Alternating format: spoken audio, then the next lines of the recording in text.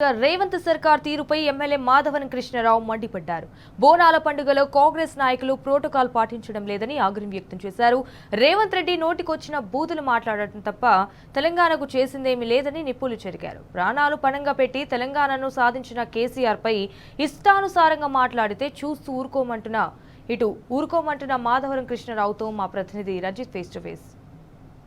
Congress party ప్రభుత్వం వచ్చిన తర్వాత అధికారులు కావచ్చు, నాయకులు కావచ్చు, ప్రోటోకాల్ పాటించడంలో విఫలమైనారని చెప్పక తప్పదు. ఎందుకనంటే ఇప్పుడు రాష్ట్రంలో కావచ్చు, హైదరాబాద్ నగరంలో అత్యంత ప్రతిష్టాత్మకంగా జరిపేది బోనాల పండుగ. అధికారులు ఎలాంటి ప్రోటోకాల్ వహించకుండా బోనాలకు సంబంధించిన చెక్కుల పంపిణీ విషయంలో కూడా కాంగ్రెస్ పార్టీకి సంబంధించిన నాయకులతో పంపించడంతో పాటు స్థానికంగా ఉన్న ఎమ్మెల్యే కావచ్చు, వాళ్ళందరూ కూడా ప్రోటోకాల్ పంపించాలని కూడా ఆగ్రహం వ్యక్తం చేసిన పరిస్థితులు కనబడుతున్నాయి. రాష్ట్రంలో కాంగ్రెస్ పార్టీ ప్రభుత్వం ఏర్పడిన తర్వాత కూడా ప్రోటోకాల్ అనేది పాటించట్లేదు. ఓన్లీ కాంగ్రెస్ పార్టీ నాయకులు కావచ్చు, ఓడిపోయిన వాళ్ళు కూడా పెత్తనం చేస్తారు. దాన్ని ఏ విధంగా చూడవచ్చు?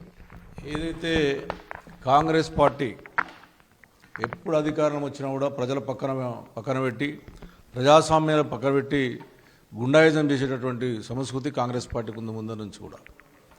ఇలా ప్రోటోకాల్ విషయంలో హైదరాబాద్ నగరంలో కానీ ప్రోటోకాల్ విషయంలో గెలిచినటువంటి మా ఒక్క టీఆర్ఎస్ పార్టీకి సంబంధించిన ఎమ్మెల్యేల మీద కానీ కార్పొరేటర్ల మీద కానీ ఎన్ని ఇబ్బందులు పెట్టాలనో అన్ని ఇబ్బందులు పెడతా ఉన్నారు. బీజేపీ వాళ్ళు, కాంగ్రెస్ వాళ్ళు మంచిగా బ్రహ్మాండంగా చేసుకుంటూ ఉన్నారు.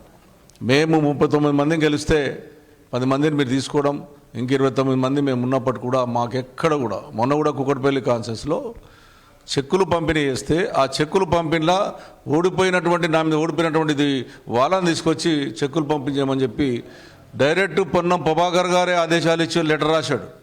అది నిజంగా రాజ్యాంగం మీద ప్రమాణం చేసినటువంటి ఒక మంత్రే అంత దుర్మార్గానికి అడగట్టిండంటే ఆలోచన చేసుకోవాల్సిన అవసరం ఉంది.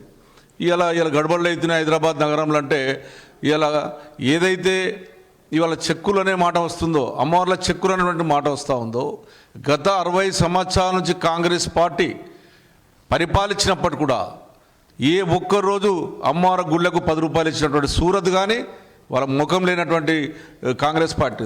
ఇలా మేమిచ్చింది మా కేసీఆర్ సృష్టించినటువంటి గుళ్ళకు రంగులేయాలి, గుళ్ళకు పూజలకు ఇబ్బంది అవుతుంది, ఆ రోజున కార్తీక ఆషాఢం వస్తే కొంత ఇబ్బంది పడుతున్నారు భక్తులు అని చెప్పి ఆ రకంగా కొంత సాయం చేయాలనే ఉద్దేశంతో పెట్టినటువంటి గొప్ప నాయకుడు కేసీఆర్ గారు.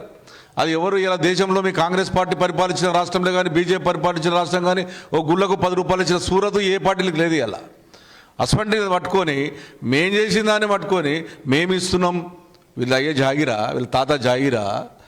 ప్రజాస్వామ్యంలో ఈ గవర్నమెంట్ ఇస్తే ఆ గవర్నమెంట్ కొనసాగించే విధంగా కొనసాగించాలో చేయాలి, ప్రోటోకాల్ మెయింటైన్ చేయాలి.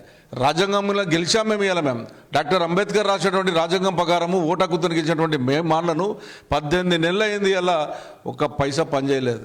కళ్యాణ లక్ష్మి ఇస్తామని చెప్పారు, బంగారం అది మోసం చేసిర్రు. 2500 రూపాయలు ఇంటికి ఆడపిల్లలకి ఇస్తాను అది మోసం చేసిండ్రు. ఎన్ని రకాలుగా ఇబ్బందులు పెట్టారన్నది.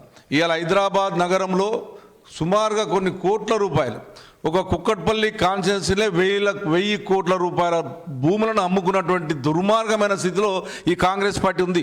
కానీ హైదరాబాద్లో ఉన్న ల్యాండ్ని అమ్మాలి, ఇవాళ మేము దానదత్తం చేయాలన్నటువంటి దుర్మార్గమైన ఆలోచనలో ఈ కాంగ్రెస్ పార్టీ ఉంది.